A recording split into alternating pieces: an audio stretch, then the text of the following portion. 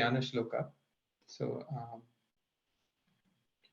Om Jnanatimirandasya Jnananjana Shalakaya Chakshurunmilitam Yena Tasmai Shri Gurave Namaha Shri Chaitanya Manobishtam Sthapitam Yena Bhutale Swayam Rupa Kada Mahyam Dadati Swapadantikam Vandeham Shri Guru Shri Utapadakamalam Shri Gurum Vaishnavamscha Shri Rupam Sakrajatam Sagana Raghunathan Vitam Tam Sajivam Sadvaitam Savadutam परिजन सहितं कृष्ण चैतन्य देवं श्री राधा कृष्ण पादान सहगण ललिता श्री विशाखान्वितांश्च हे कृष्ण करुणा सिंधो दीनबंधो जगत्पते गोपेश गोपिका कांत राधा कांत नमोस्तुते तप्त कांचन गौरांगी राधे वृंदावनीश्वरी वृषभानुसुते देवी प्रणमामि हरिप्रिये वाञ्छाकल्पतरुभ्यश्च कृपा सिन्धुभ्येव च पतितानां पावनेभ्यो वैष्णवेभ्यो नमो नमः। जय श्री कृष्ण चैतन्य प्रभु नित्यानंद श्री अद्वैत गदाधार श्रीवासादि गौर भक्त वृंद हरे कृष्णा कृष्णा कृष्णा हरे हरे हरे राम राम राम हरे हरे। नारायणं नमस्कृत्य नरं चैव नरोत्तमं देवीं सरस्वतीं व्यासं ततो जयम् उदीरयेत् नाष्टप्रायेषु भद्रेषु नित्यं भागवत सेवया भगवती उत्तमश्लोके भक्तिर्भवति नैष्टिकी। ॐ नमो भगवते वासुदेवाय। ॐ नमो भगवते वासुदेवाय। ॐ नमो भगवते वासुदेवाय।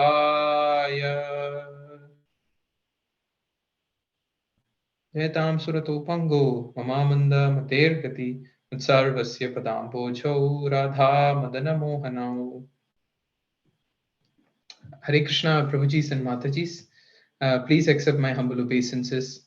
Thank you very much for this opportunity. I'm a very junior person, and this is a very complex topic, so I'm definitely not qualified. But by the mercy of the Vaishnavas and by all your blessings, I just try to talk something on the subject. So this is Maryada Vitikrama, to be talking when seniors are present. But I'm just going to try and present whatever little I can, whatever I heard from different Vaishnavas and whatever I read. So, so please bless me. I also take blessings from my Diksha Guru, Mahavishnu Goswami Maharaj, all my Shiksha Gurus, my parents, and Shri Radha Madan Mohan, both in Chennai and in ISKCON, Silicon Valley. And so we'll get started today. Last week we covered 27 and 28. We didn't cover the verse fully, but we will get to it. And we're going to look at verses 29 and 30. And since they're all focusing on the development or evolution of the internal aspects of the subtle senses or the subtle aspects, such as mind, intelligence, etc. They are very much related. So it's very chronologically arranged, the way the Sankhya philosophy is orchestrated together by Kapila Muni.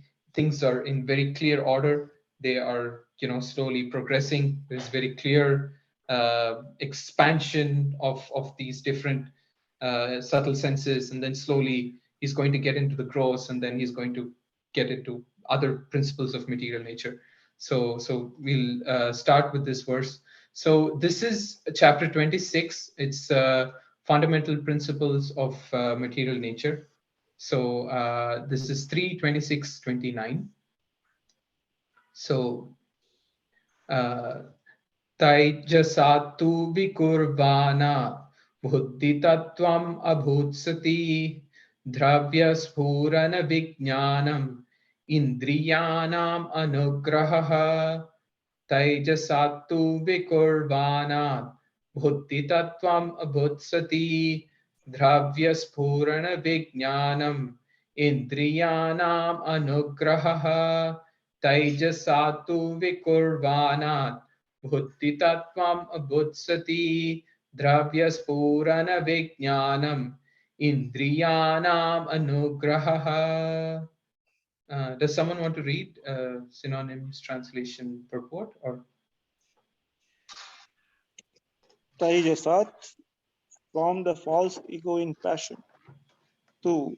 Then Vikurvanat, undergoing transformation. Buddhi, intelligence. Tattvam, principle. Abhut, took birth. Sorry. Sati, O virtuous lady. Dravya, objects. Sphurana, coming into view. Vijnanam, ascertaining. Indriyanam, to the senses. Anugraha, giving assistance. Translation by A.C. Bhaktivedanta Swami Srila Prabhupada Ki Jai. By transformation of the false ego in passion, intelligence takes birth. O virtuous lady, the functions of intelligence are to help in ascertaining the nature of objects when they come into view and to help the senses. Purport by Srila Prabhupada. Intelligence is the discriminating power to understand an object, and it helps the senses make choices. Therefore, intelligence is supposed to be the master of the senses. Perfection of intelligence is attained when one becomes fixed in the activities of Krishna consciousness. By the proper use of intelligence, one's consciousness is expanded, and the ultimate expansion of consciousness is Krishna consciousness. Srila Prabhupada ki jai. Jai. So we're going to read the next verse too. So this is verse 30. So yes. Samshayota viparyaso nischayah smritir eva cha swapa ityuchyate buddhir lakshanam vrittita pratak. Samshayota viparyaso nischayah smritir eva cha swapa ityuchyate buddhir lakshanam vrittita pratak. Samshayota viparyaso nischayah smritir eva cha swapa ityuchyate buddhir lakshanam vrittita pratak. Does someone want to read?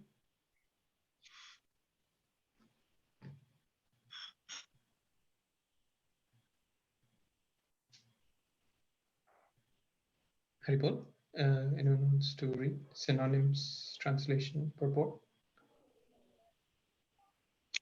Okay, I'll read it again. Yeah, yes, Prabhu. Please go ahead. Samshayah, doubt. Yeah. Atha, then, viparsayah, misapprehension. Nischayah, correct apprehension. Smritihi, memory. Eva, also. Cha, and. Swapah, sleep. Iti, thus. Achyut, uchyate, are said. Buddhe, of intelligence. Lakshanam, characteristics. Vrittitaha, by their function. Prithak, different. Translation by A.C. Bhaktivedanta Swami Srila Prabhupada. Doubt, misapprehension, correct apprehension, memory, and sleep, as determined by their different functions, are said to be the distinct characteristics of intelligence. Purport by Srila Prabhupada. Doubt is one of the important functions of intelligence. Blind acceptance of something does not give evidence of intelligence. Therefore, the word samshaya is very important. In order to cultivate intelligence, one should be doubtful in the beginning, but doubting is not very favorable when information received from the proper source.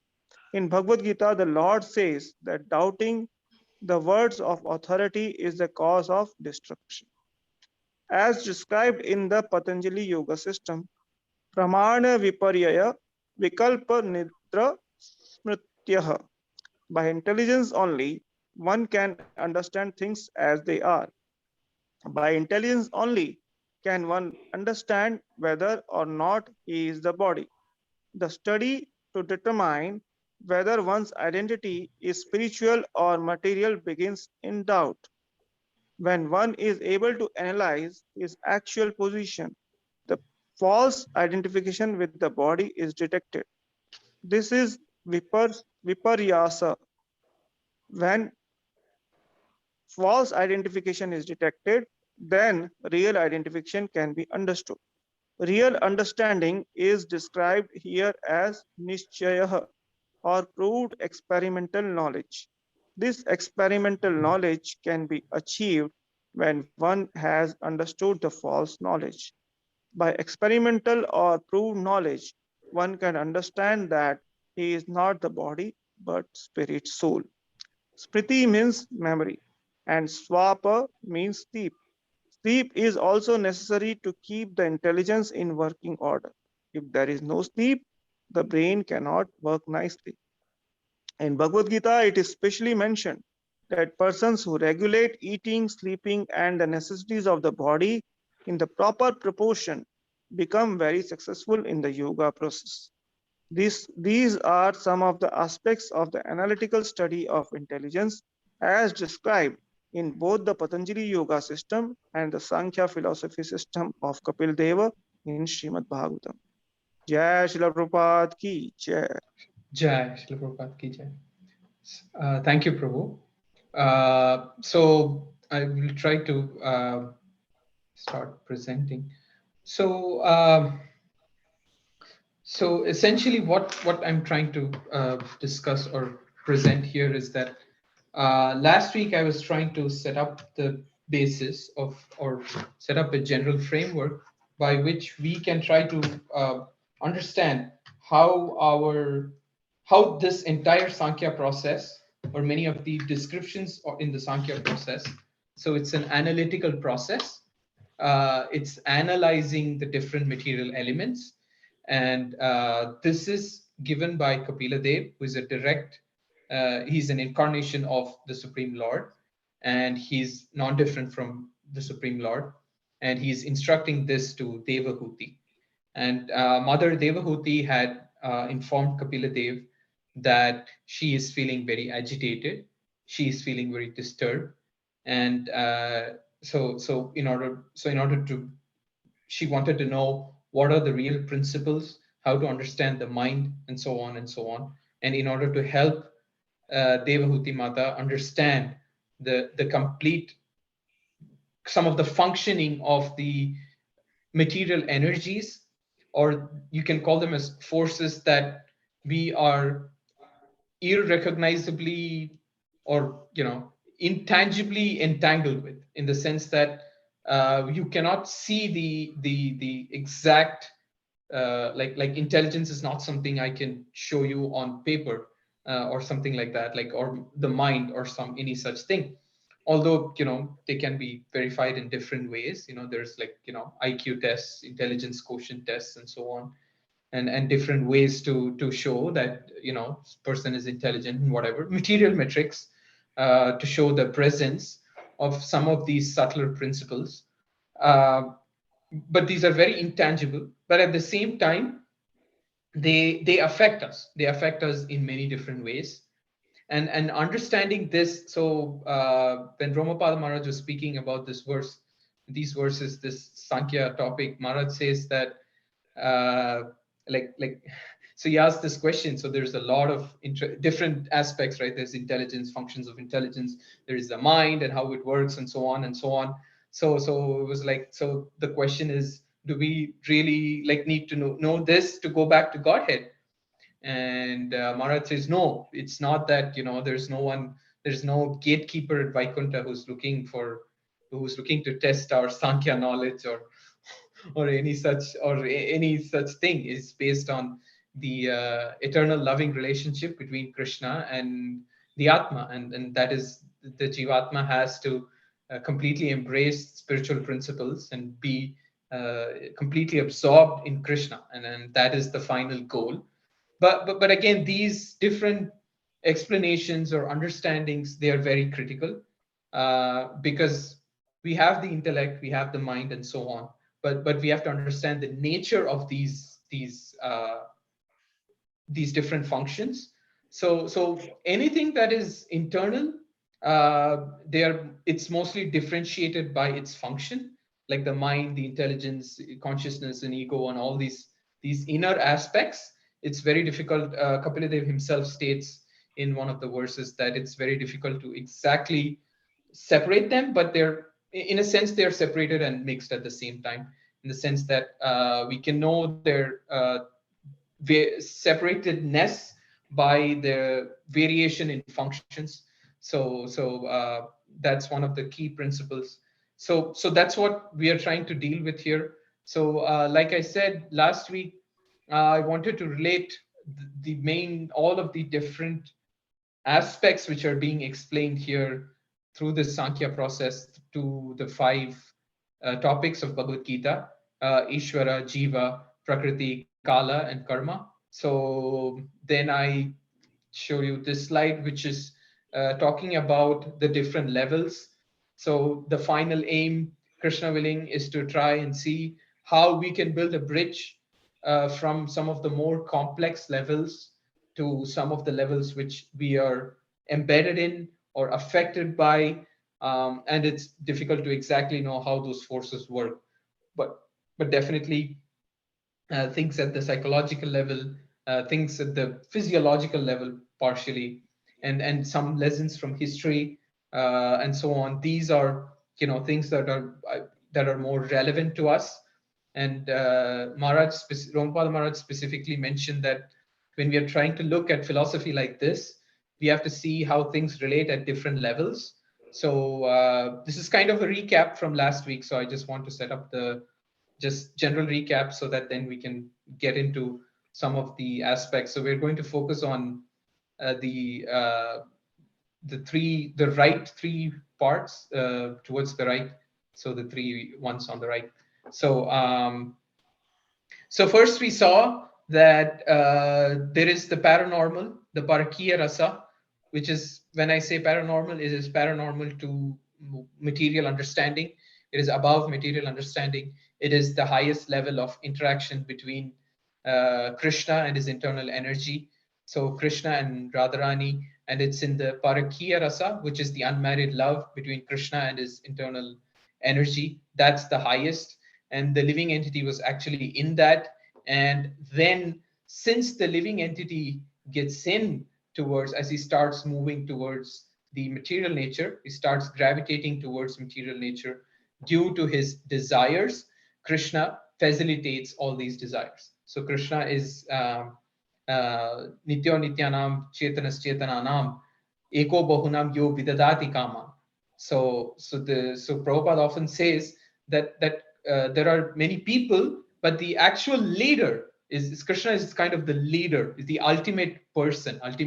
But again, we have to be very careful of not conflating the ultimate person to be kind of someone who would be the most, I don't know, materially well situated person. We have to be careful not to make that conflation. We have to be very careful that he's completely transcendental and above all material understandings. But at the same time, uh, he's kind of a leader. It's a personal form. That's the focus which Prabhupada is establishing, that he's the leader. And that one, so Prabhupada always says the one number is maintaining the plural number. That's how Prabhupada put it. So Prabhupada says that one number is maintaining the plural number. And how he's maintaining is yo vidadati kaman. He's satisfying all the kaman, all the desires and needs of the living entity. So the living entity has so many different needs. Like if you go into the scientific world, there are so many different factors that are necessary for life to sustain on one particular planet.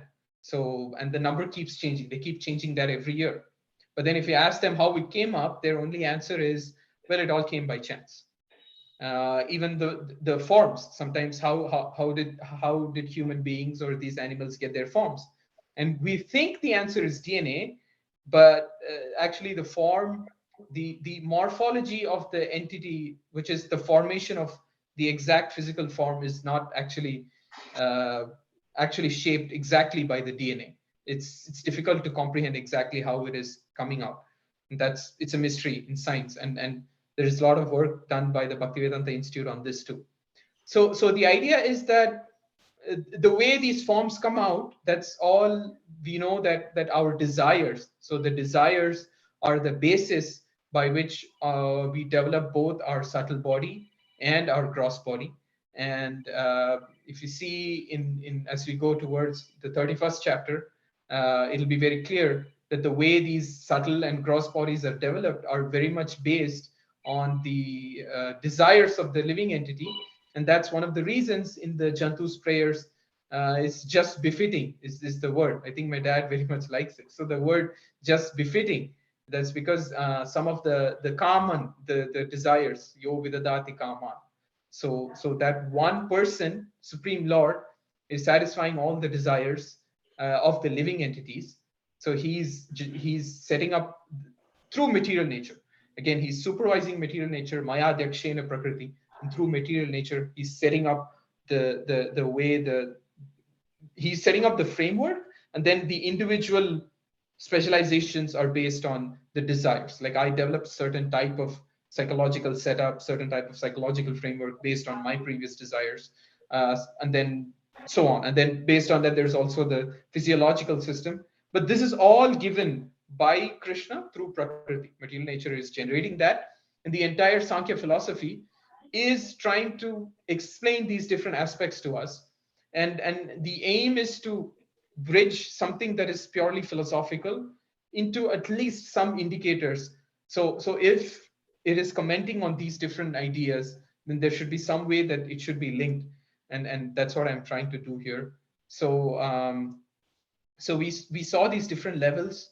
So this is basically Ishvara, and then Prakriti, and then this is the uh, Jiva, Karma, and Kala. So those are the different aspects of the topics of Bhagavad Gita, and somehow try to map them roughly into these different aspects. And so we know that we saw these first two aspects, the paranormal level and the philosophical description of the primordial procreation level. So now we are going to get into the other aspects. And like I said last week, the original source begins with the Paraki Rasa, and sometimes you might even question why we are getting involved with the this idea. Even why does it come? Like, how is it related to Sankhya? So if you see Prabhupada's lecture on this verse 326:19, he specifically mentions that the final aim is that we should all somehow go back and enjoy the Rasa Leela pastimes. So Garuda Das is Graham Swig. So he mentions this quote from Prabhupada. So every living entity, his final destination is the spiritual world. But for that, he has to develop the contact lens of prema. So that I took from the idea of premanjana churita bhakti vilochanena. So that verse from the Brahma Samhita, which states that we need to have the correct lens of prema in order to comprehend the actual nature of Krishna's pastimes and Krishna's interaction with the internal energy. So, but at the same time, that is a very high level. So there's knowledge is at different levels. Like Krishna says, guhyam, guhyatamam, so on. So like there's secretive, most secretive, etc., etc. So at different levels, there's knowledge at different levels. So the prema based knowledge is the highest. But now we are going to come to the process of procreation, which is the second level. And this process can be seen with what I call as the corrective class of knowledge. So that's called the Jnana Chakshush. So in 15th chapter of Bhagavad Gita, Krishna says, Utkramantam stitam vapi gunjanam va gunanvitam. Vimuda nanu pashyanti jnana chakshushaha. So he's talking about the transmigration of the soul. So for understanding the transmigration of the soul, we have to develop the corrective class of knowledge. And why is that verse important is because it is very much related to this some of these lines in the purport, that how we have to develop Tao, how we can understand what is a false identification, how we can understand what is a real identification, and how by experimental or proved knowledge one can understand that he is not the body but spirit soul. So that function has to be done by intelligence. And actually Krishna doesn't mince his words when he's presenting that verse, because he's very clear on his expectations. He expects that you have to develop the corrective glass of knowledge to at the very least understand that you're not the body and you are the soul. That's kind of like it's kind of a very basic requirement. So like now Sankhya will help us analytically understand that basic requirement. So once we develop this knowledge with the corrective glass of knowledge, so if you see, I think of corrective glasses as something more, what do you call, less subtle relative to the contact lens. Contact lens things, is very fragile and is not for many people, and it's a very subtle thing. So prema is a very subtle and more complicated aspect, but the knowledge, the corrective knowledge, is something that Krishna expects us to actually develop, because that is very important to understand. And all these different aspects of Sankhya are helping us to get to that. But again, at the same time, if we can get to that conclusion based on strong faith and faith in Krishna through Guru and etc., that's fine. But this is just another way of deepening our faith in this process of knowledge and differentiating body and spirit. So we were trying to see so I mentioned two words. So when the living entity falls from his original position, that's devolution. That's he's coming out from a perfect state into a less perfect state. So when the living entity falls from his original position, that's devolution. That's he's coming out from a perfect state into a less perfect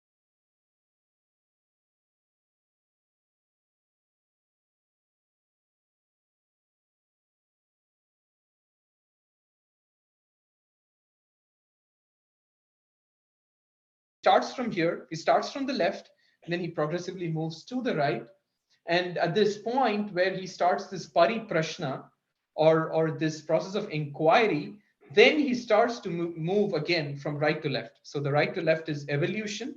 That's the future and destination of consciousness. So consciousness has to change. It has to slowly grow into something that's totally compatible with the ultimate spiritual truths. So it starts with jnana, and then we slowly develop step by step, as given by the different acharyas, into prema. So that's the kind of the summary of the process. So now we were trying to see the story of the jiva. So he first loses jnana, bala, and kriya. So that's text 5 to 7, where roughly I'm just trying to map it to jnana, bala, and kriya, which is knowledge, spiritual knowledge, spiritual perception, and spiritual activities. So once he loses those three aspects, he can no longer stay home. So his true home is the spiritual world. And once he loses that, he can no longer stay there. So that jiva has to leave home. So once he leaves home, he has to develop a way to handle the world which is not spiritual.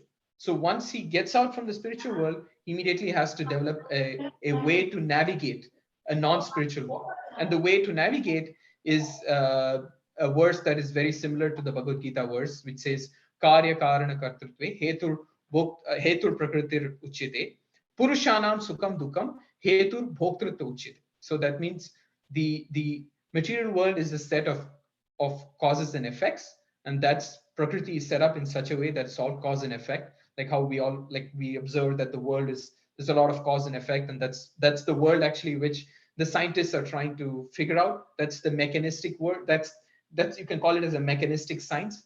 And then there is the feeling of happiness and distress. That's a non-mechanistic science, like how that living entity interacts in that world of cause and effect, and develops different feelings of happiness and distress.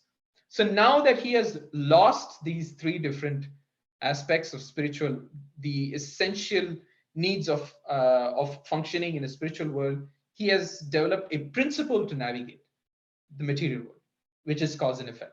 And once he has developed the principle to navigate the world of cause and effect, now he needs to go to work. So when he needs to go to work, it's like a workstation. You can think of it like a workstation. Like there's a person, he's working, he has this monitor, he has a computer, and so on and so on. So now for that, he needs different aspects, right? So let's say he wants to go to work. So he's saying, I don't want to stay home. I'm going to figure out a way to take care of myself. And that's what we say, right? We revolted against we wanted to be independent and enjoy independent of Krishna. In order to enjoy independently, we need certain principles, we need certain uh, setups, right? So the setup includes both software and hardware. So you need a computer, you need a functioning computer, you need a power supply, and you need a way to see what's going on in the computer. You need a screen. So those are the different requirements that a jiva needs, because he's going to work for himself.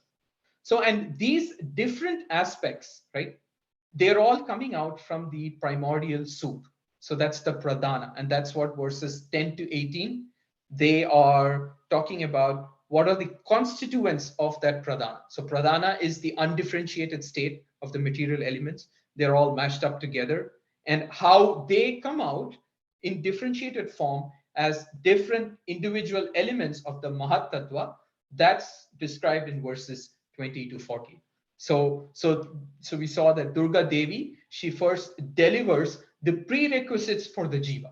So she delivers all the things, all the prerequisites that a jiva needs in order to function in the world. Whereas, like if you see the scientific worldview, is that evolution came up, nature gave so many things, and we just came out, and it's kind of amorphous, unclear. But again, they do understand that there are some laws of nature and so on. But Sankhya gives the exact principle where it states that the Purusha, the Lord, is driving the way that is supervising or driving the way that Durga Devi, or she's representing the external energy of the Lord, how she delivers the prerequisites for the jiva. So basically, all this, whatever he needed here, all the software, all the power supply, everything was in a state of like a soup state, all mashed up. And then now Durga Devi is going to take that and reverse the process.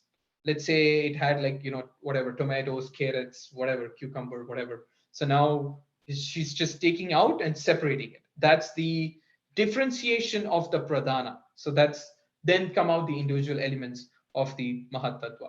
So then we saw a very important point that Krishna, we have an eternal spiritual bond with Krishna. Sanitya Nitya Sambandha Prakritischa Paraivasa. That's described in 521 Brahma Samhita. And now that spiritual bond is now transformed into the bond of the material universe, which is in the form of a lotus stem. So Krishna never leaves the living entity, he has now transformed that bond into something that's external and totally manifested.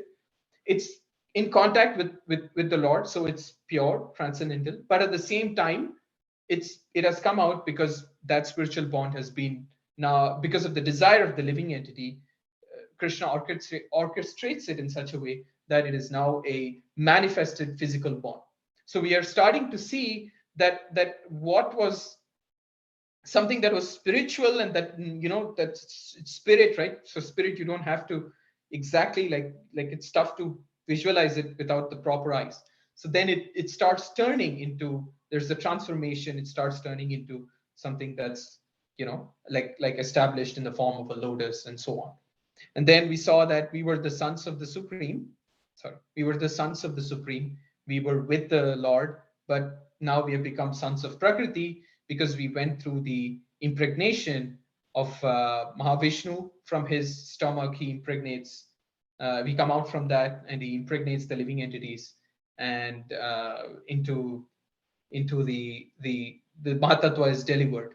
So that is the glance of the Lord, glance of Mahavishnu. So then we saw that the Sat Chit Ananda or Jnana Bala Kriya, which we described how it is lost here in 326, 5 to 7.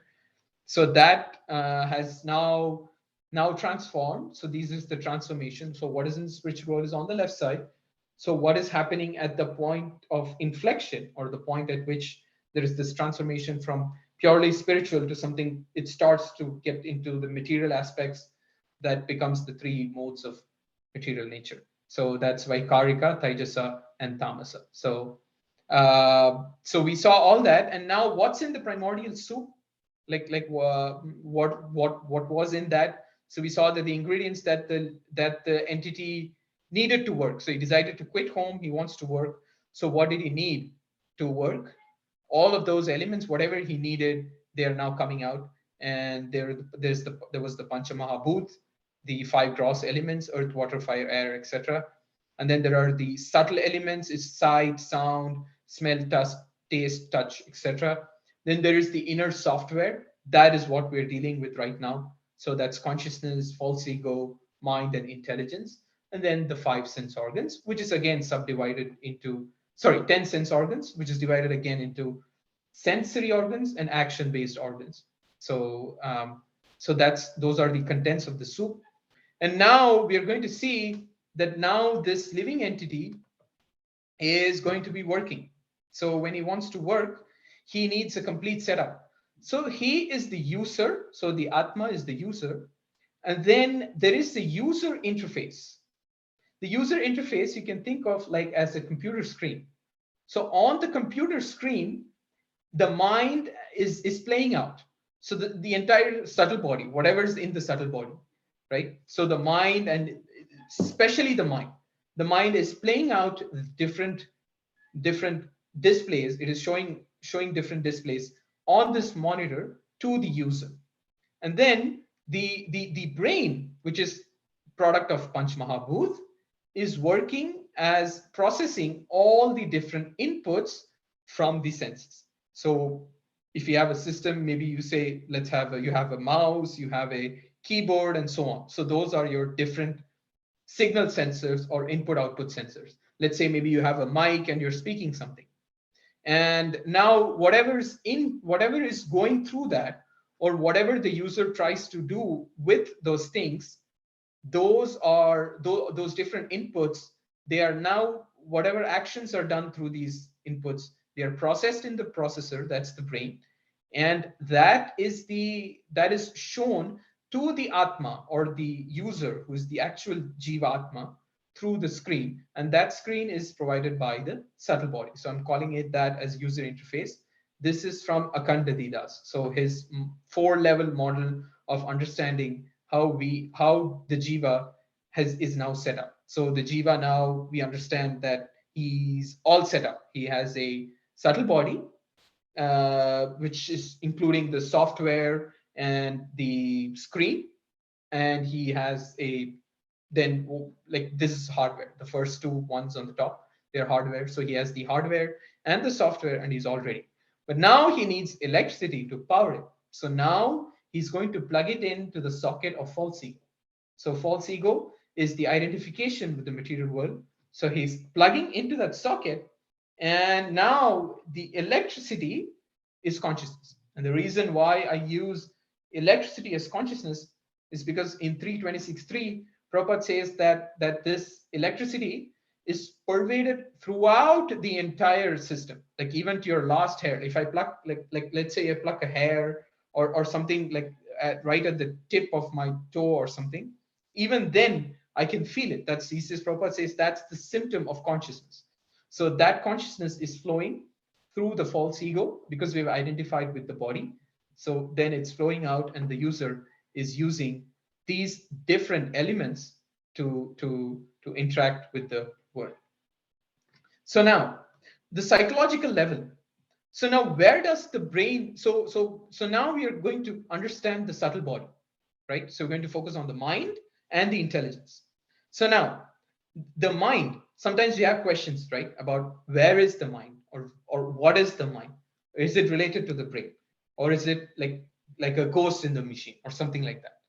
So the Shastric understanding is that the mind lives in the heart, works in the brain, and serves as the driver of interaction with the field of activities. So the mind is living in the heart. That's the chitta, right? That's the heart. Sometimes it's called the chitta level. So if you want to put it in like English terms, this is kind of like from Garuda Das. So these are his terms. So there is the affective level, the cognitive level, and the externally interactive level.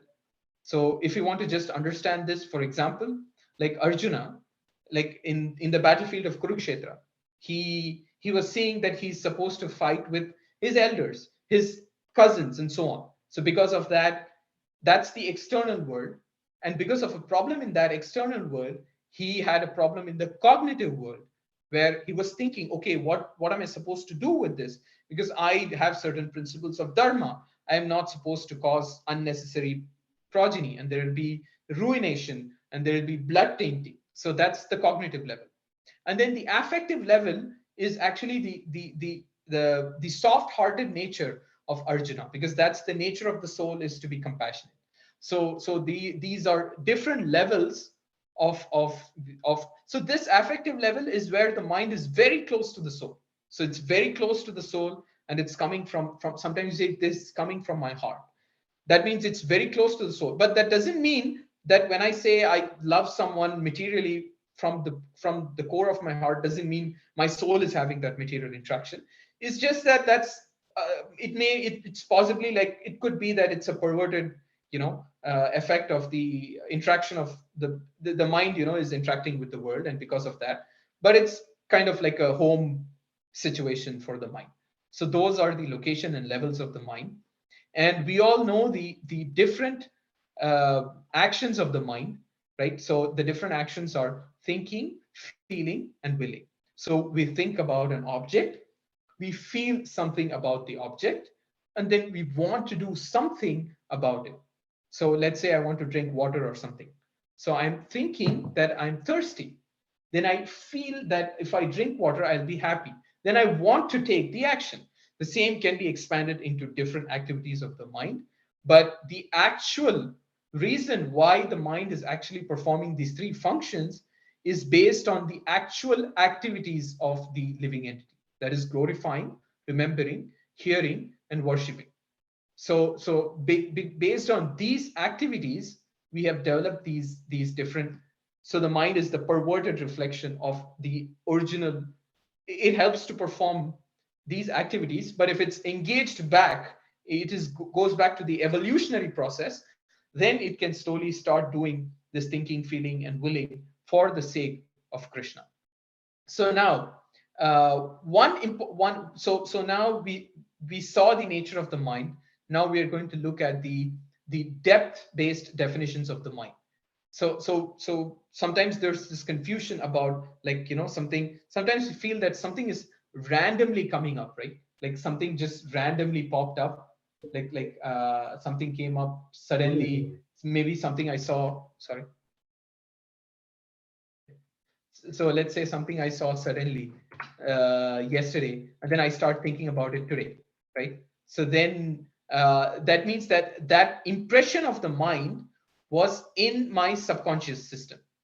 So, and then it slowly starts to come out, right? So that is very nicely described in this purport by Srila Prabhupada, that the mind, although ceasing to think of sensual activities at present, remembers past sensual activities from the subconscious status, and thus disturbs one from 100% engagement in self-realization. So that means that there is the nature of the mind to store past impressions. So that's why when I am chanting today or reading something today, I'm thinking about the food I ate 1 week ago, or some car I saw 3 weeks ago, or some material book which I saw 5 weeks ago or something. So the mind has two levels, and the impressions of the mind are constantly stored. Some of them are stored in the unconscious mind, but it's actually subconscious would be the better word. But materially, it's known as conscious and unconscious. So, but it's in how we would view it as subconscious. It's not unconscious in the sense that you suddenly coming out of nowhere. We were conscious at some point, and now it's hidden. So it's subconscious would be the right word. So those are the two levels of the mind, and the way the world interacts with the world. Now that is described by Prabhupada in the previous verse. He uses two words as the functions, the way, so these are the interaction strategies of the mind. So the functions of the mind are thinking, feeling, and willing, but the interaction strategy, like how does it interact with the outside world, is based on sankalpa and vikalpa. That it means it accepts something and declines something.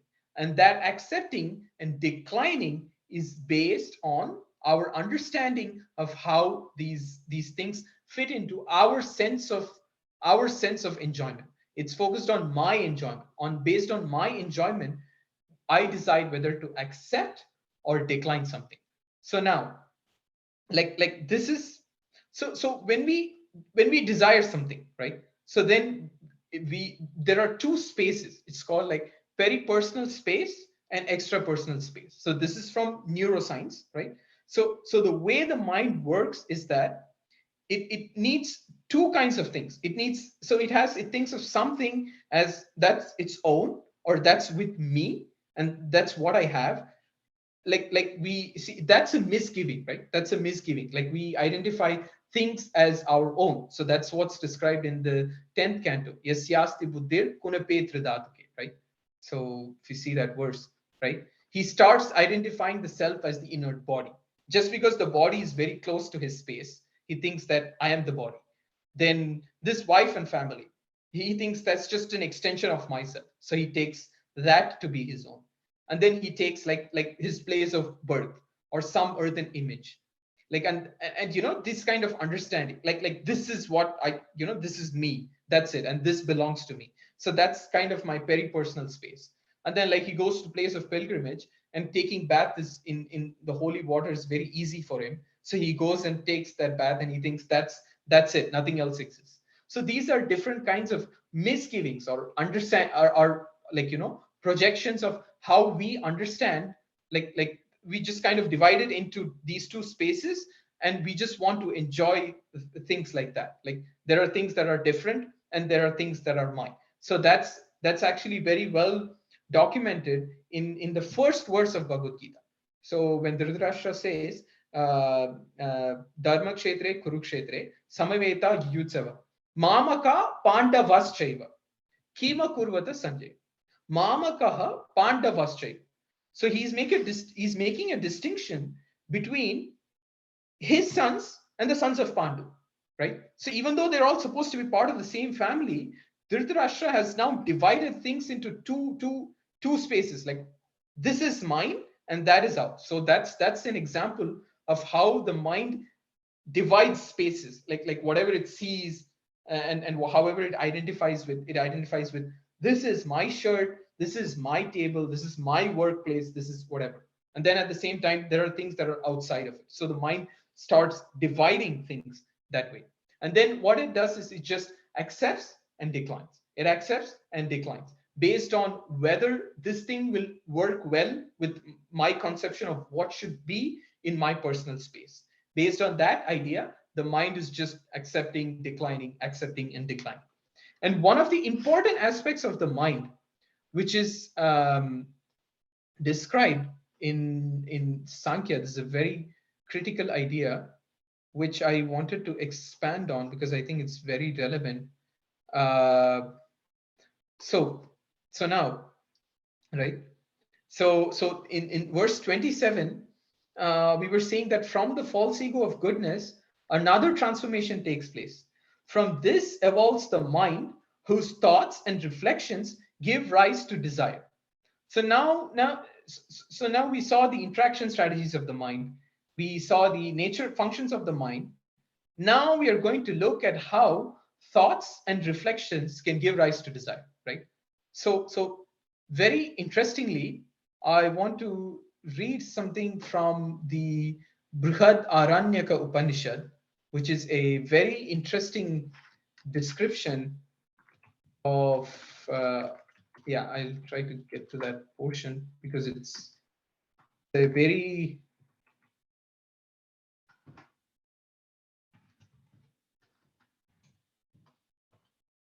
I just want to read because I feel this is a very interesting way to understand how what is described in Sankhya is so relevant to us. Like how thoughts and reflections give rise to desire. Because sometimes we think How can thought and reflection give rise to desire? So first question is, we understand thought, right? Thought is, we think about an object, like that object, we see something or we think about an object. Let's say I think of a computer or something. I think of a phone or something. So I think of the phone. Okay, that's fine. And how is it that my thought combined with reflection gives rise to desire? Why am I feeling that some material object can give me so much pleasure? So that is very beautifully described in this Brihadaranyaka Upanishad, where sage Yajnavalkya is speaking to Maitreyi, and this is considered one of the chief discussions in this entire Upanishad.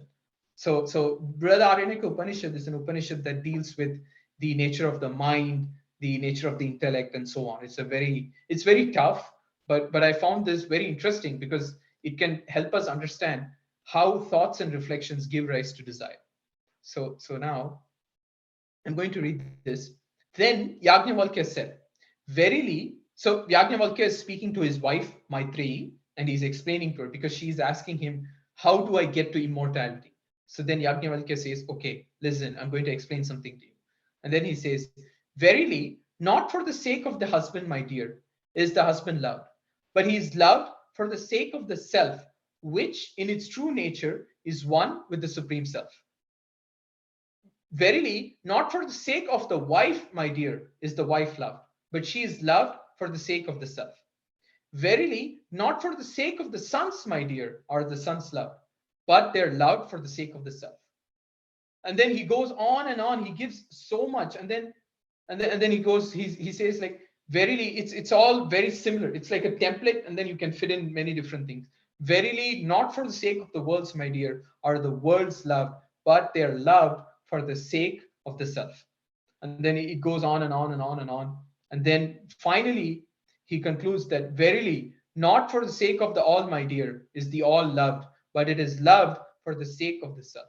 Verily, my dear Maitreyi, it is the self that should be realized, should be heard of, reflected on, and meditated upon. By the realization of the self, my dear, through hearing, reflection, and meditation, and all this is known.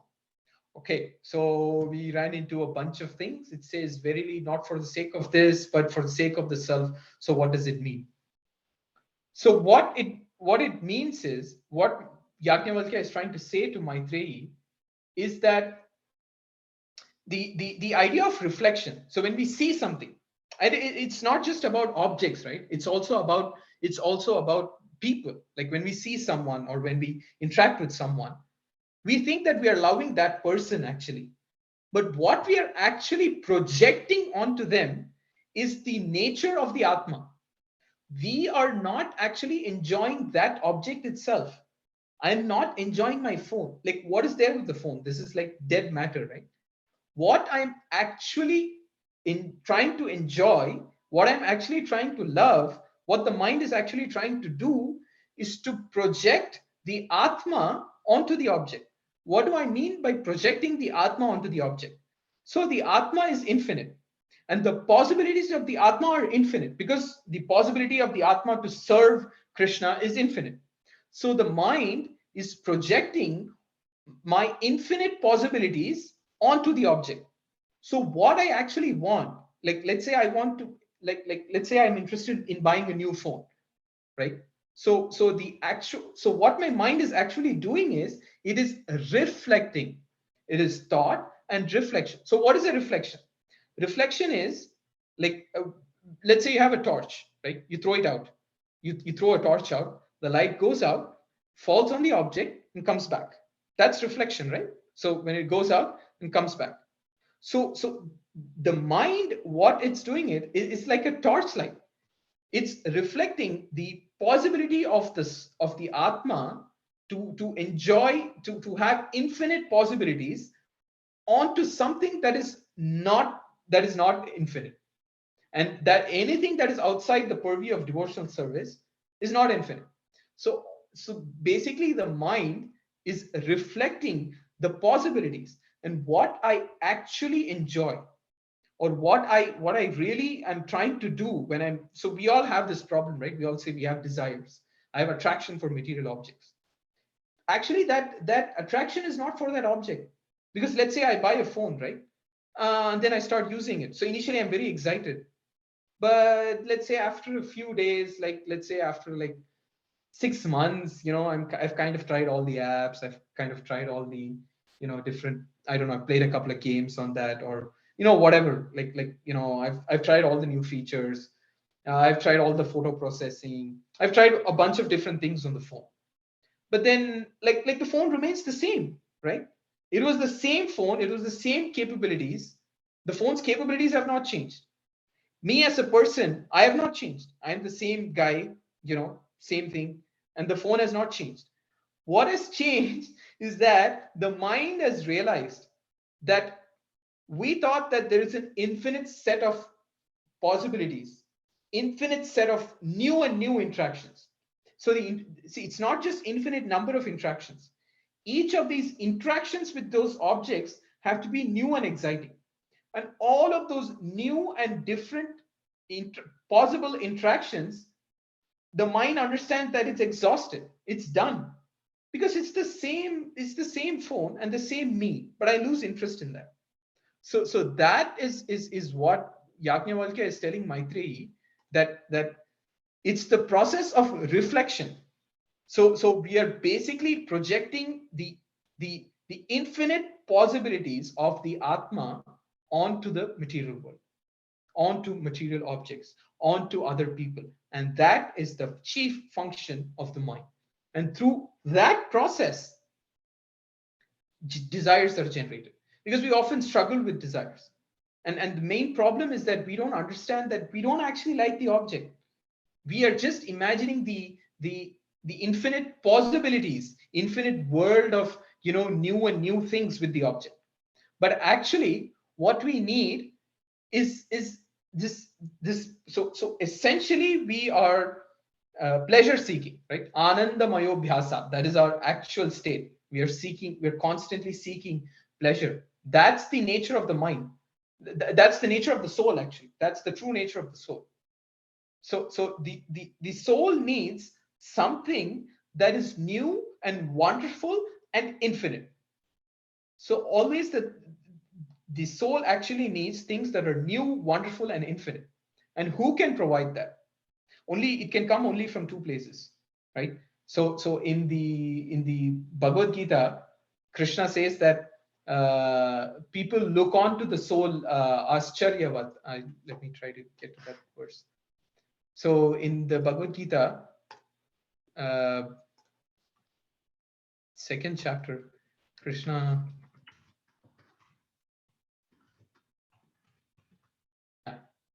So you see the nature of the soul, right? So the study of the soul and the study of the Lord. These are the only two things that can give us, that real enjoyment. Because till then, the mind is just going to keep on projecting the possibilities of the self. So the minds. So Krishna says this in this verse that some look on the soul as amazing, some describe him as amazing, some hear of him as amazing, while others, even after hearing about him, cannot understand him at all. And that's the reason why this study of consciousness and the study of like the self is so exciting. It's so amazing. All these different new and new conceptions, they're so amazing. But at the same time, if we come to the conclusion that the soul is very exciting, very interesting, so then okay, let's say we want to come to the state of pure consciousness, then who's going to keep supplying us? Who's going to supply us with that feeling of wonder, right? We need that feeling of wonder. So that, if you see in the Gajendra's prayers, he very clearly he talks about adbhutam, adbhuta karanaya. One of the descriptions in Gajendra's prayers is adbhuta karanaya. So Krishna is adbhuta karanaya. It means he's acting wonderfully. So sometimes we seem to have this idea that we feel that, is Krishna partial? He's interacting in different ways with different people. Like for instance, for Jatayu, Jatayu had to fight for Lord Ram, and then he had to lose his body because he had to leave. And then at the same time, We see that there is the case of Parikshit Maharaj, where Krishna is entering into the womb and circling him. So now we feel that, okay, so in this case Krishna protected the body, and in this case Krishna didn't protect the body. Like we kind of separate it into two different. We think of it as a dichotomy, but actually the fact that the Lord works in wonderful ways is very essential. To the nature of the mind, and the mind needs something which is new and wonderful, and that is what is projected by the mind onto these different field of our interactions. And it could be people, it could be objects, so on and so on. So what we are actually imagining in our world of how we think we like objects, how we think we like people, we're actually projecting the desire of the Atma. The desire of the Atma is such that it has to serve the infinite, and it has to serve an infinite who is wonderful and sentient at the same time. Because if there's no wonder, if there is no sense of wonder, then what is the relationship, right? There is no meaning. So there is no doubt that is the nature of the mind. And very interestingly, this exact idea, right? This very similar idea of the mind, like this very similar description, I found in this book, which is written by probably atheists. It's called The Molecule of More, where they were studying the dopamine system. So the dopamine system is very critical to the study of pleasure and love and so on. There is such an amazing parallel. I don't want to get into it right now, but it's such an amazing parallel between what is in this Brihadaranyaka Upanishad and what's in this book. I just try to read probably one line, which is very interesting, just to show the parallels between our Upanishadic understanding and our and what conclusions like scientists have tried to come out. So he gives the example of climbing mountains. So he says mountains aren't tawdry though. They're majestic, standing far off in the distance, softened by the blurring effects of miles of air, like a soft focused photograph of a bride on her wedding day. Those with higher levels of dopamine want to climb it, explore it, conquer it. But they can't because it doesn't exist. The mountain itself exists, but the imagined experience of being on it is impossible to achieve. The reality is that most of the time you're on a mountain, you can't even tell. Typically, you're surrounded by trees, and that's all you see. Occasionally, you might come to a scenic overlook in which you can see for miles over the valley. But as you look, it's the faraway valley that's full of promise and beauty, not the mountain you're standing on. Glamour creates desires that cannot be fulfilled because they are desires for things that exist only in the imagination. So this is, I mean, it's an amazing parallel. I don't know how the two things can come together so beautifully, and very specifically this description of how thoughts and reflections give rise to desire. And this idea, I still don't understand how it's such an amazing parallel. So I really enjoyed reading this aspect of Brihadaranyaka Upanishad. It's very exciting, and it's an amazing description of how how the mind functions by constantly projecting. There is thought and reflection. So in that example, there was someone who went up to the mountain, but then once he got onto the mountain, the valley started looking interesting. Because now once you go onto the mountain, then the mountain is no longer interesting, right? Because you're already there. So then you want to go over the scenic outlook and look at the valley. So when you were down, you're looking at the mountain because you imagine you were projecting the possibilities of the Atma, the infinite possibilities of the Atma onto the mountain, and you were enjoying it. Now you got onto it. Now you're looking at the valley down, and then you're projecting. You're projecting a new set of, again, the possibilities of the Atma are projected onto the valley now. So basically the mind it has accepted the valley and declined the mountain. Initially it was declining the valley, you were down, and accepted the mountain. So this is the nature of the mind. It is acting by the principle of reflecting onto the world the possibilities of the Atma. It's such an amazing parallel, and it's so exciting that this I mean, how did people come to this conclusion? Like because that's the nature of the mind, and that's what's in our Upanishad. It's not and unless you get to the self, you never have an explanation of the why the mind functions that. So these guys, they want to explain it by saying it's all the molecule of dopamine that's doing everything. But then, like, if you don't have an understanding of this idea of the self, right, the true self, the true Atma, who is actually having jnana, bala, and kriya, and who's supposed to interact with the adbhuta aspect of the Lord, then how do you get to this, how do you how do you explain this? It's all chemicals. Like, it's a very simplistic and naive explanation. So that is the nature of the mind. And now we want to see the functions of the intelligence, right? So I'll can I take 10 more minutes? 10, 15 minutes? Is that okay? 10 minutes? Prabhu? Okay, Prabhu. Okay, yeah, sure. Just 5-10 minutes. I'll quickly wrap it up. So I want to talk about the functions of the intelligence. So if you see the intelligence, there are 5 different aspects. So there is doubt, there is sleep, there is memory, there is misapprehension, and correct apprehension. These are the different functions of the mind. So now we spoke about how there are misgivings, how the mind tries to so the intellect is the differentiating aspect of it. So the function of the intellect is to differentiate. It differentiates objects, and it supports the mind. So it supports the mind in terms of so the mind is the one that has the desires and the reflections, but the intellect is the one that separates it separates the things for the mind. So now let's say, like, I wanted to give two examples, one from Bhagavatam and one from Chaitanya Charitamrita, about is blind acceptance faith. So now if you see in the Bhagavatam, Shukadeva Goswami has explained the Rasa Leela, right? And that is what we consider the topmost secret of Bhagavatam. And after after explaining Rasa Leela, Parikshit Maharaj asks a question, and the question is, you're saying everything is transcendental, but we used material ears and just sound vibration.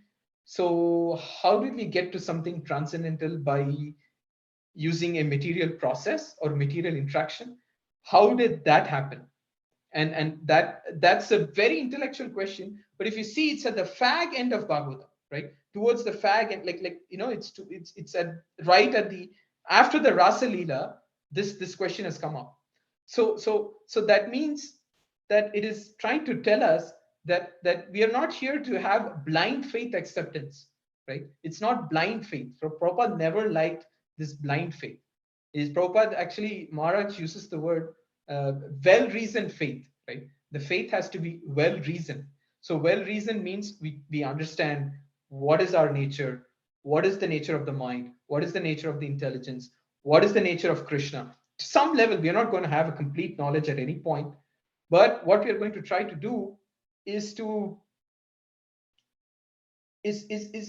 have those right interactions, try to understand what is the right interaction, and then we reason out like what is the right way to interact with Krishna and how to build that faith with Krishna.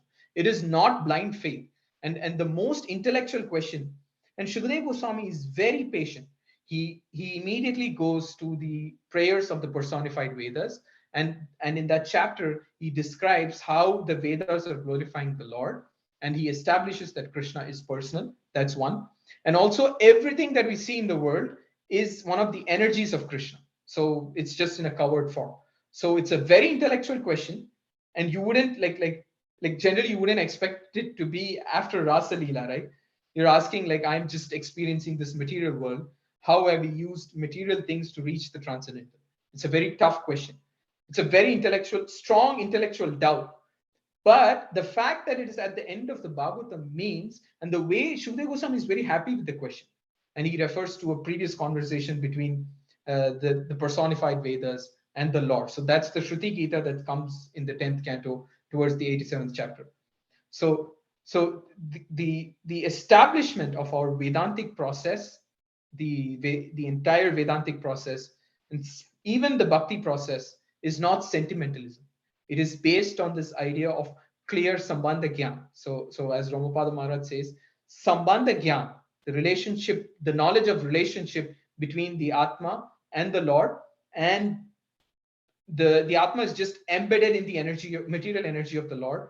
So understanding all these different things at the right levels, that is the uh, that is the basis of knowledge. And we also know that in Chaitanya Charitamrita, there was a person called Ramadas Vipra who complained, was unhappy that Sita Devi, even though she's spiritual, how could she be abducted by Ravan, who wanted to abduct his senses, but who wanted to enjoy his senses? That's not possible.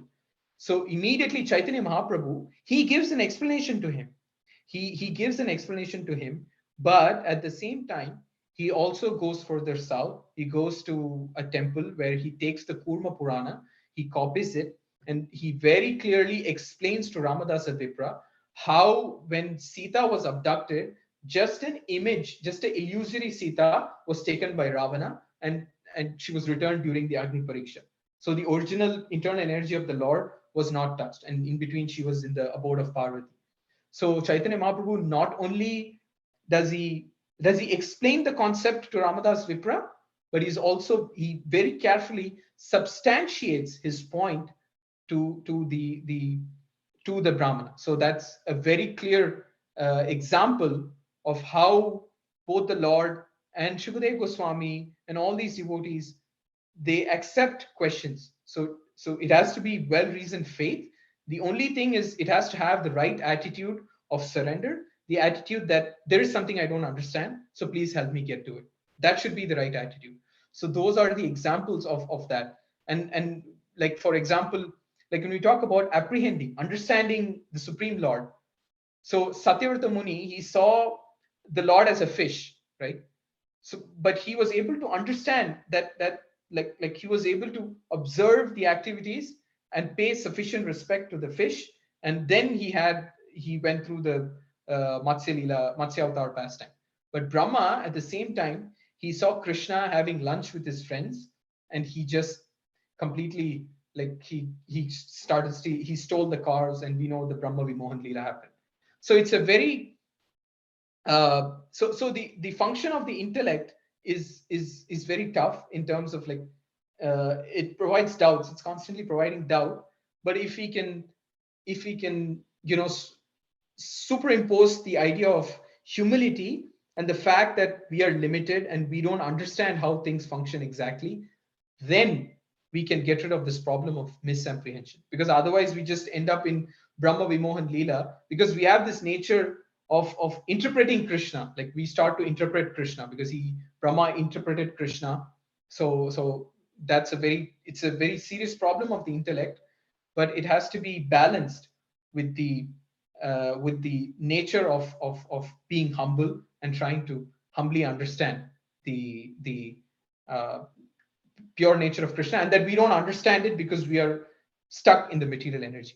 So finally, I wanted to talk about the Pariprashna level, the precedental level, where it actually starts with Vyuda Vikalpa. This is a term which is related to the function of the mind, where it is unable to make a decision. So Arjuna was conflicted, he was unable to make a decision. And Krishna very carefully deals with him. And now I want to try to just kind of explain how the different aspects of the subtle body.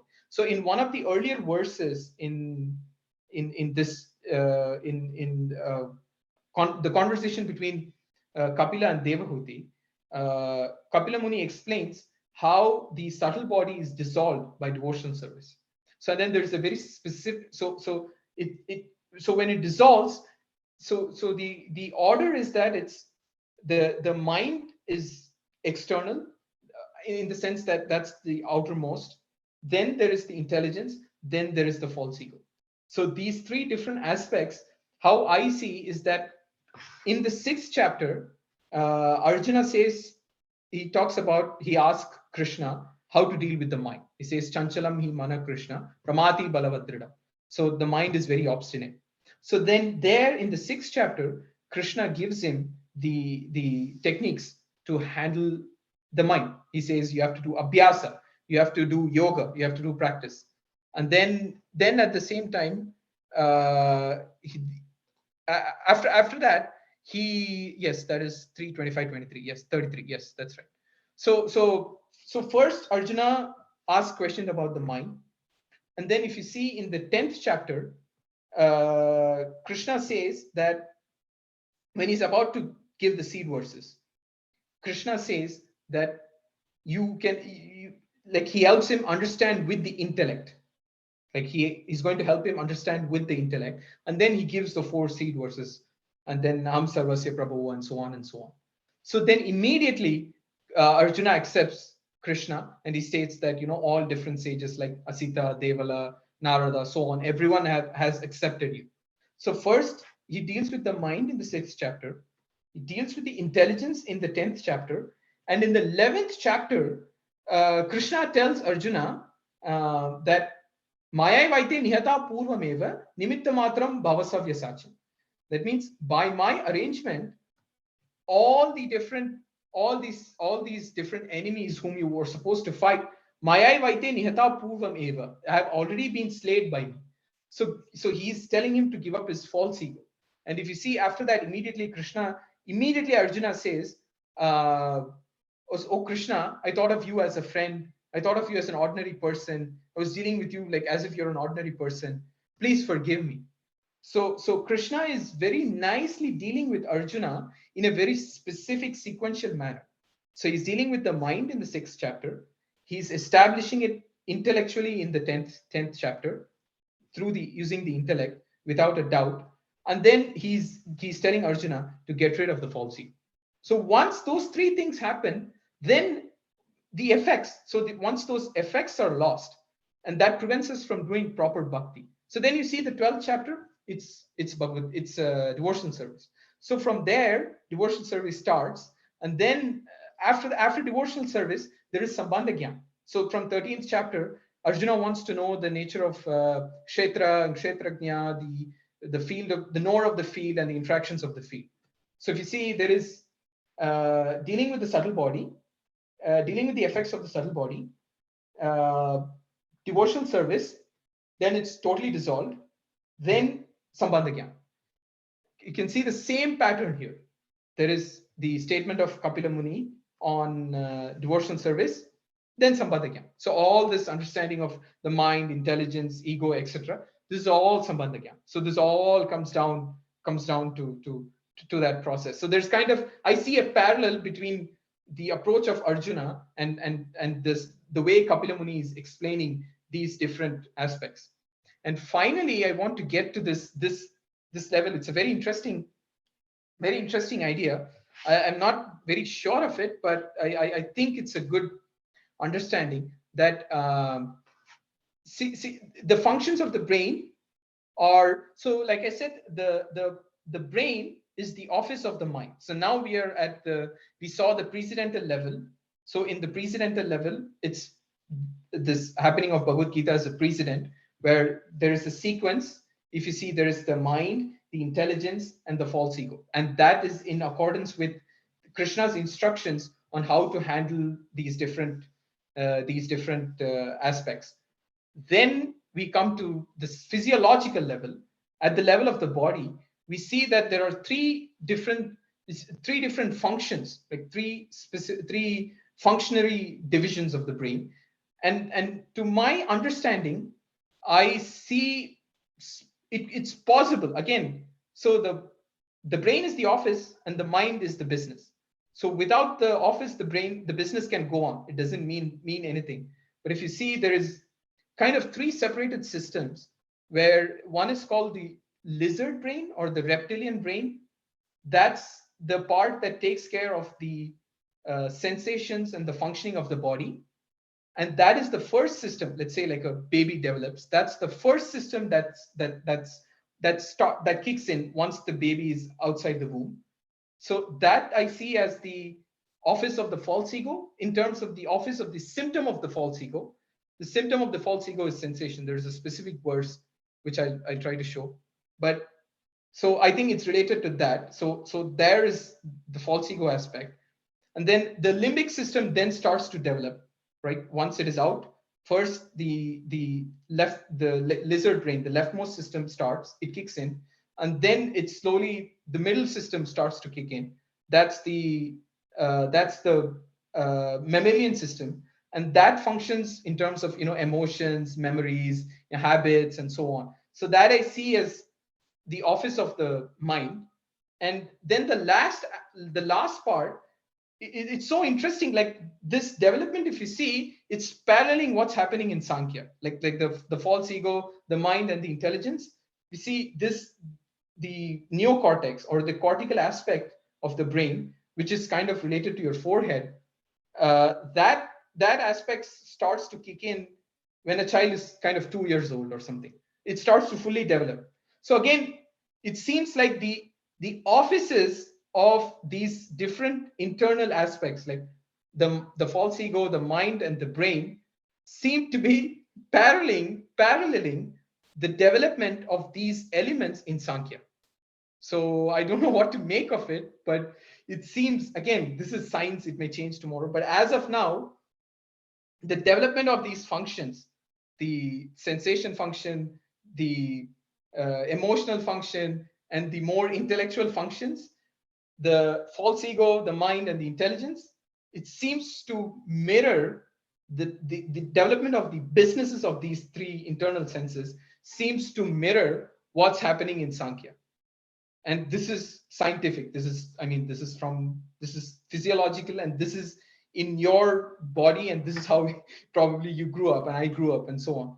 So I can no longer see Sankhya as something that's dry, that's in the air, but I see something that it's not pathological, it's not dry philosophy, it's not deceitful, it's not protective in a delusional sense, but it's the very basis of how we live every day.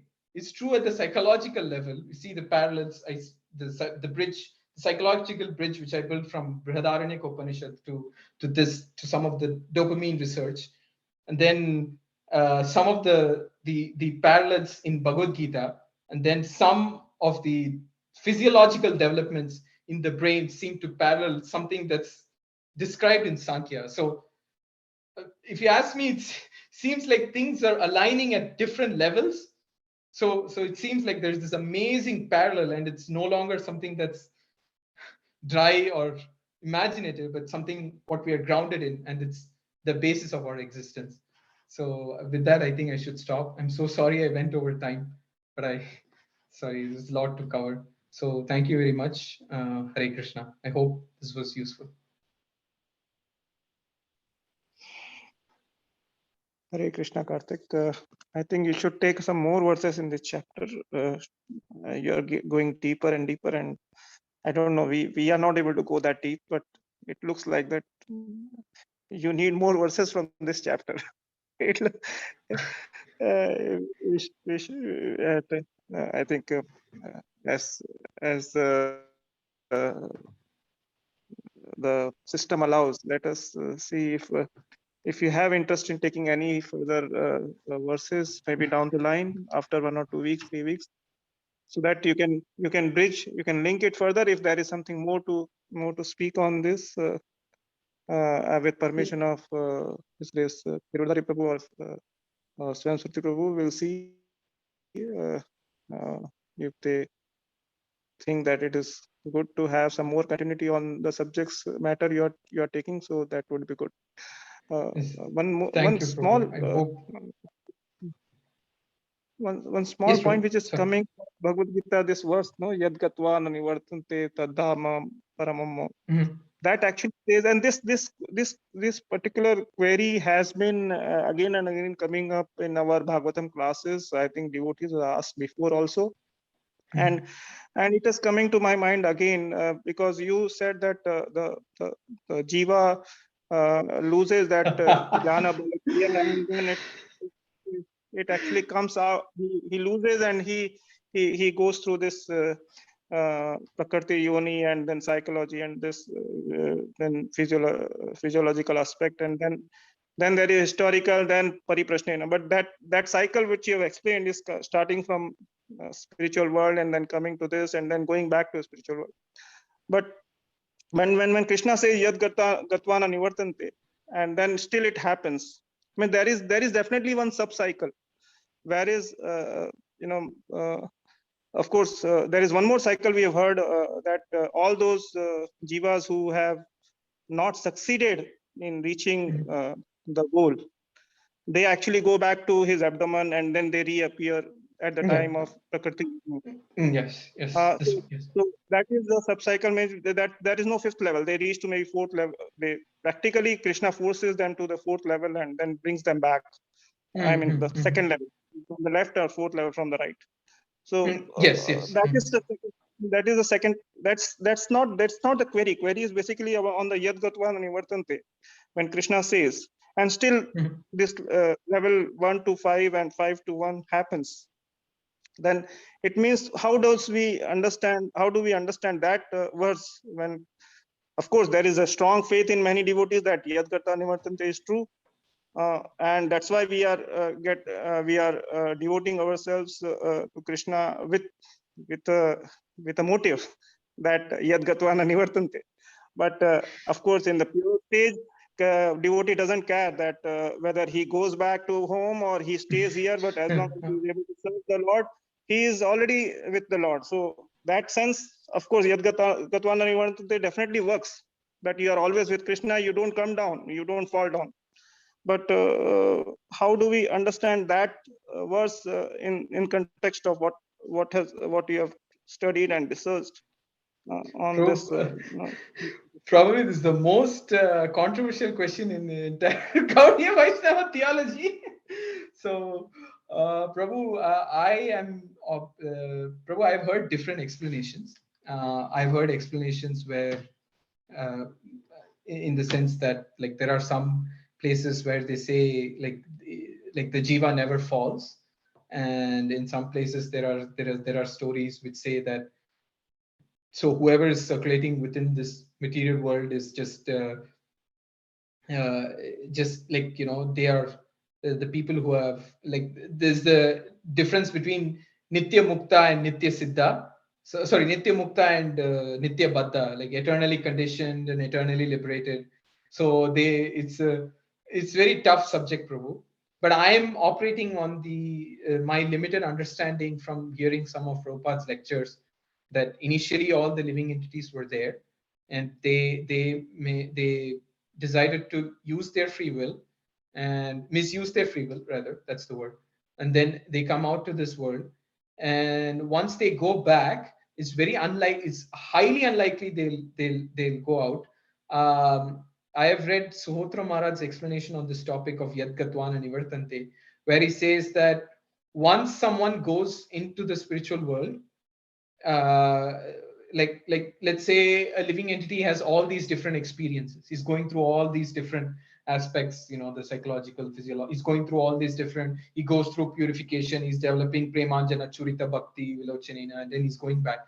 But once he goes back, the probability of him, so his free will still remains, Krishna never takes out the free will, and but it's so unlikely that you'll ever make a mistake again. Like, it's just so unlikely. Like, it's like saying someone purchased a ticket, they got into an airplane and they're traveling. What is the probability that they might in the middle of the flight, they very desperately got the last seat on an airplane, somehow got the ticket for it, and they're traveling? What is the probability that they'll in mid-flight they'll open the door and jump out? It's possible. It's not impossible, but the probability is close to zero. It's very close to zero. This is from what I heard from Suhotra Maharaj. Again, whenever there's this question of the origin of the jiva, like, it's a very tough subject, and most of the times Prabhupada focuses on, now you're here, understand this and get up. Don't focus on. So that's kind of the message, but it's very hard. I totally understand. It's very hard, but that is the assurance. The assurance is that once a living entity goes back, he is well informed and he has developed such a taste that he no longer thinks this material world is of any interest. And the only possibility, it's again, there's a partial, it's liberation and not liberation. The people who go to the Brahma Jyoti, they have this possibility that they could probably come down. That's a possibility. Not all of them. Some of them, there is a possibility that they could be disturbed because of the nature of the Atma and inability to enjoy in that state of calmness in the Brahma Jyoti. So that's possible. But for the entities who have established their full expression of relationship with the Lord in a loving relationship in the mode of serving the servant of the servant and so on. But in those who have developed that is highly unlikely. It's like is the probability of someone who like I said, mid-flight open the door and jump out. So it seems like that's kind of the general understanding. But there are varied opinions on this topic. I have to say that there are varied opinions on this topic. If you're interested, Prabhu, I can give you a link to 2 podcasts which I heard about whether bhakti is inherent and whether like the story of the jiva. It's a very interesting topic. Again, there are so many other things to learn. I mean, despite the intellectual complexity, there are very many interesting things which I learned through listening to that. So I think of it more as, I mean, I still don't understand the exact story, but yeah, I mean, I'm just trying to, but there is this strong hope and strong belief that we will never fall down. That actually drives our motivation to serve and go back and keep serving Krishna and to the best of our ability, irrespective of what happens. And like you said, some are even more matured and Narayana Parasarve Na Kutaschana Bibhyati. Like you said, they don't even care. Swarga Pavarga Narkeshu. I think that's the point you're making. Like, it doesn't matter whether it's heaven or hell. They're just devotees of the Lord, and they just don't. It doesn't matter the location of material versus spiritual. Everything is just spiritual to them because once the consciousness is clear, all it perceives is just pure experiences of Krishna through his energies and so on. So there are different levels of, yeah, it's a very tough subject, Prabhu, but I honestly don't have any single conclusion. But I think that example is a very good way for me personally. I think that's a good example, and I like that. I'm able to connect to it because some of the aspects of bhakti are subjective. So I mean, I tried, like, from Swotra Maharaj's understanding, from what I understood from him, it's like that. So once you get into a plane, like you were desperate to get on the plane and you got the last seat, like, will you jump out in the middle? That's how I understand this whole process of Yat Gata Nivartante. Sorry, is that okay? Or I don't know, someone else can answer. It's a very complex Yeah. question. Prabhuji, I would like to just say one more thing about the whole presentation in this class and maybe one class a month back or 2 months back. I think these 2 classes with the presentation, what you have shown, it's kind of bridges the gap between the logic seekers and and the bhaktas. How the bhakti can be done with the logic when somebody who is logic Something seeking. like that, bro. So if I'm the mode bhakti of can be passion. done, Me. That's me.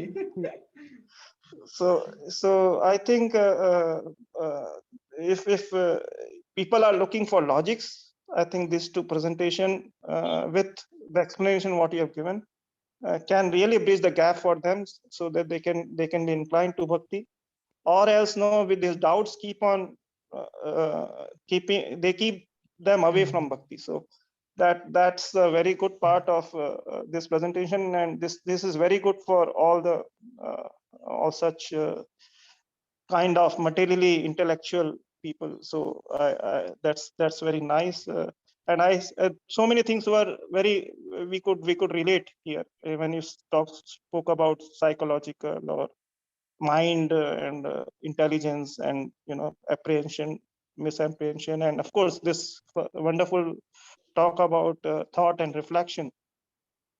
They are so relative, eye opener for those logic seekers. So I think it's really good, and we should really look forward to this chapter. Is actually made for you, it seems. So I'm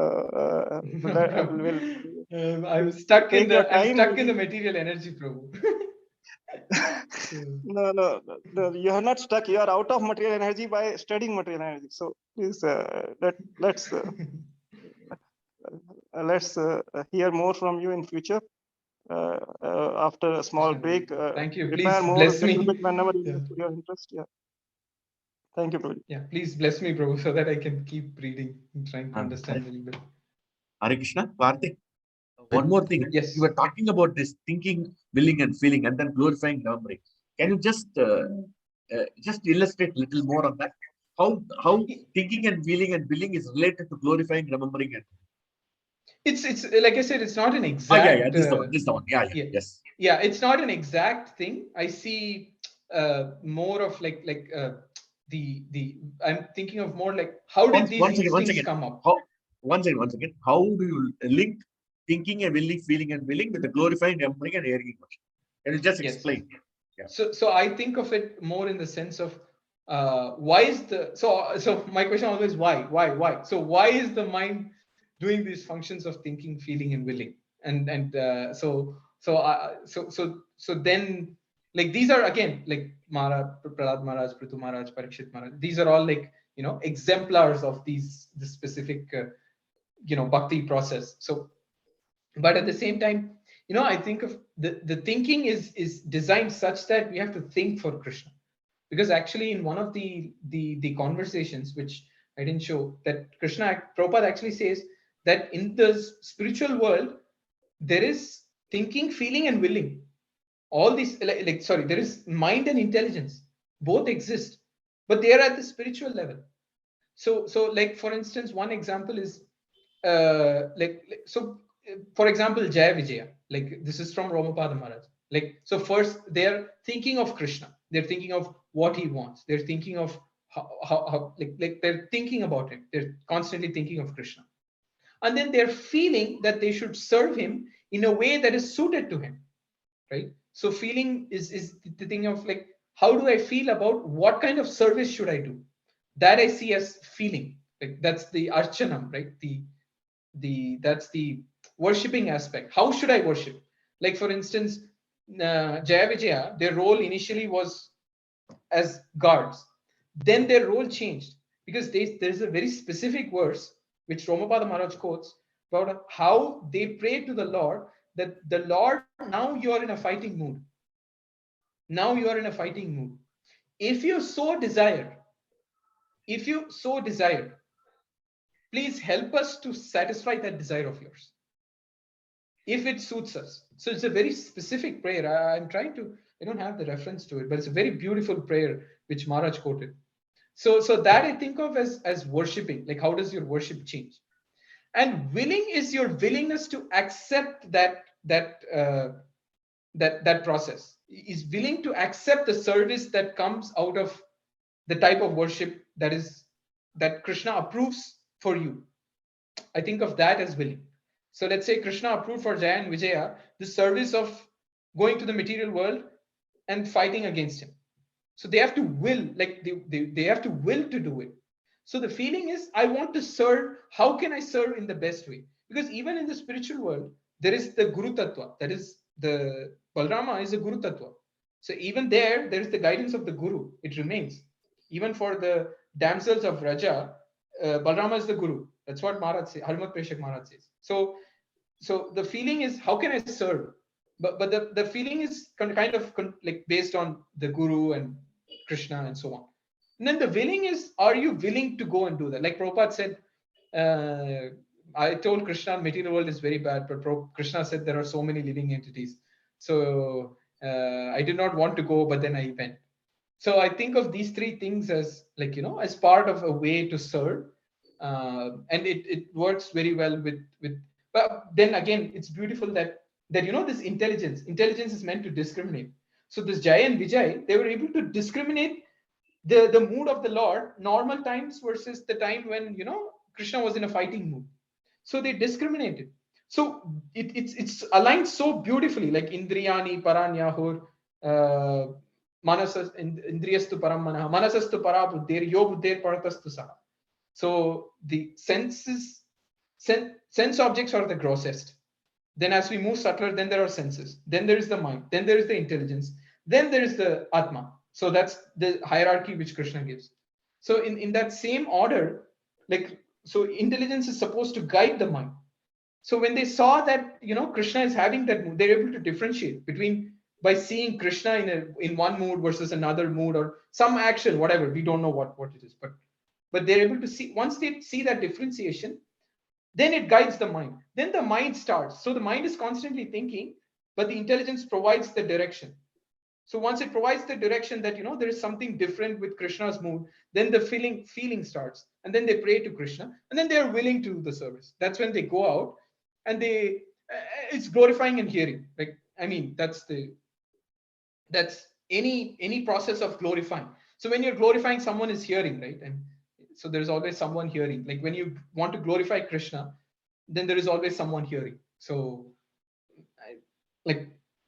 so if you're a devotee, someone will definitely hear about the pastimes and so on. So like Brahma, for instance, didn't have any audience, but he was glorifying Krishna through his penance, and he was glorifying Krishna through his prayers. But imagine after how many years we are hearing about it. So Brahma is glorifying and we're hearing. But it doesn't have to be that it has to happen at the same time. In case of Parikshit and Shukadev, it happened, in terms of temporally at the same time.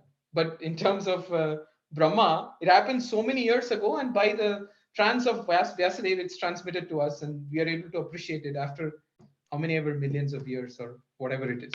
I don't have the exact number, but that was kind of the idea. Is that okay? Prabhuji, Thanks. Hare Krishna, Prabhuji. Hare Krishna, Prabhu. Prabhuji, the Srimad Bhagavatam, you said after Rasa Leela, what was the verse that Parishit Maharaj is asking question? Yes, that's actually the 87th chapter of 10 point? Shruti Gita. Yeah, 1 second. Let me. Which is the verse? Let me go for 1 second.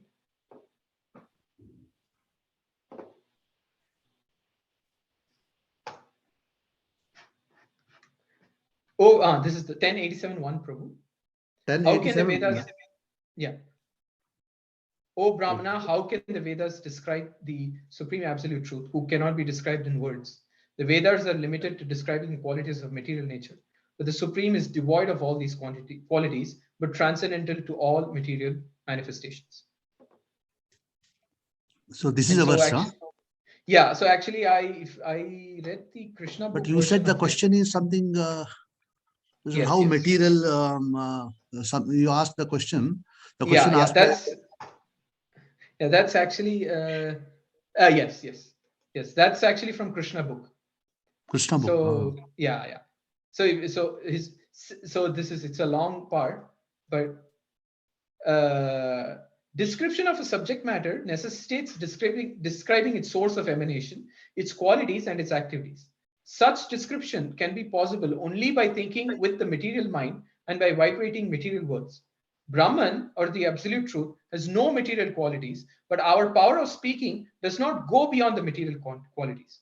How then can Brahman, the absolute truth, be described by your words? I do not see how it is possible to understand transcendence from such expressions of material sound. Okay, fine. This is from Krishna book. Okay. And one more doubt is, you said in the slide there was some Vyasa question. What exactly you mean when you say this? Yeah, sorry, I couldn't get to that. So the idea was. Vyasa Prasada. Yeah, what does it mean? What do you want to say there?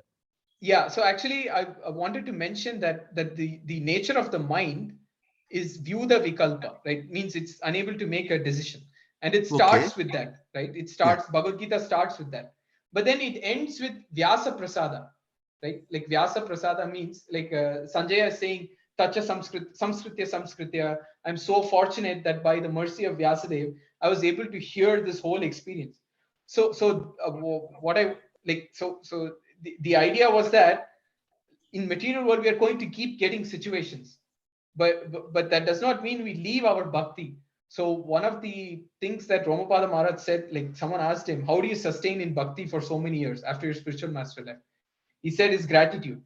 So gratitude is the antidote to the problem of either being unable to make decisions or being on the stage of accepting and rejecting and projecting this material projection which I explained.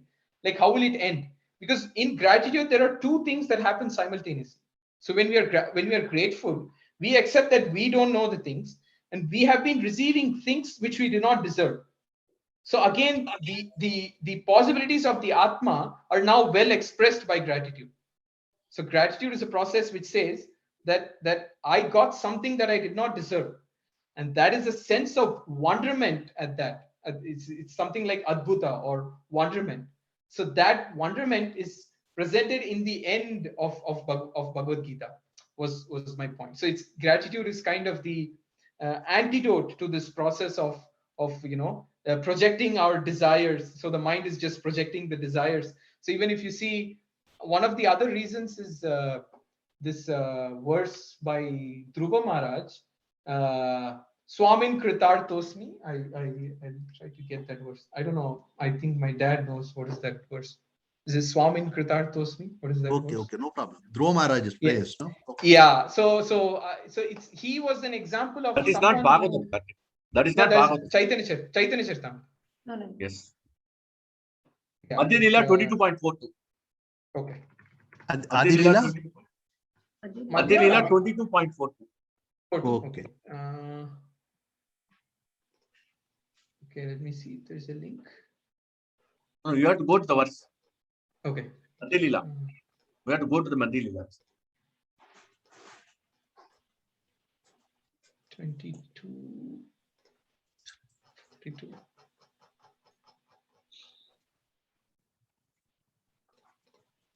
Yeah. So yeah. So this verse is from Haribhakti Sudodaya. It's in Chaitanya Charitamrita, where this is actually based on like what we discussed about the mind, right? I was seeking an opulent material position, was performing severe types of penance and austerity. Now I have gotten you are very difficult for the great demigod, saintly person, kings to attain. I was searching after a piece of glass, but instead I have found a most valuable jewel. Therefore, I am so satisfied that I do not ask any benediction for you. So this kritarthos, this kritagnya it's the idea of being grateful. So this idea of being grateful is actually very close to the soul, because then what it does, if we are grateful to our spiritual master and to Krishna for what we have received, then we think that so when we deal with the material world, we always think, I didn't get what I deserve. But when you come to the spiritual world, when the attitude is, I got more than what I deserve. So this idea of getting more than what I deserve, it actually impels the Atma to go beyond the platform of the mind and keep serving him, because the mind thinks that there's something wonderful and what do you call, something unpredictable in a positive sense. There's something unpredictable about this, because I'm doing some input, but it seems like Krishna is responding far more than what I should get. So because of that difference makes that, again, that creates the wonderment aspect. So that's the Adbhuta Karanaya, that aspect of Adbhuta Karanaya, and that actually satisfies the mind. So it starts with this confusion in the beginning, like it starts with the mind problem, the confusion, and then then Bhagavad Gita as a concept, it offers this idea of gratitude, like Sanjaya's gratitude. He's so grateful to Vyasa, and that gratitude helps us keep up the wonder. Like how do we keep up the wonder of devotion service? Is through, by being grateful we can keep up the wonder, because we think, oh, okay, we don't think that, okay, I've chanted my rounds, I've done my reading, I'm done. Instead, if you think, oh my God, I didn't deserve any of this. That's what Vyasa Puja is for, right? Like I didn't deserve any of this. I got something far more than what I deserve. So then I should, there's something about this I still don't understand. So it's a very good way to train the mind. Gratitude is a very good way to train the mind. That's how I just kind of link. Okay, Prabhuji. Okay. Thank you. Hare Krishna. Hare Krishna.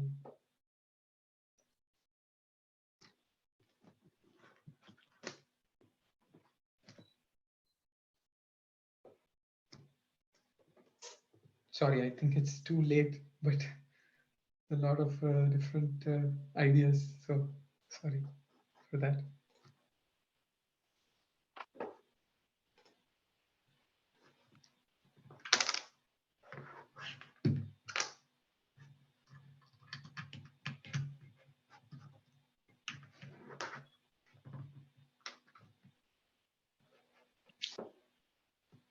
If any more devotees would like to speak more, or we can conclude the class.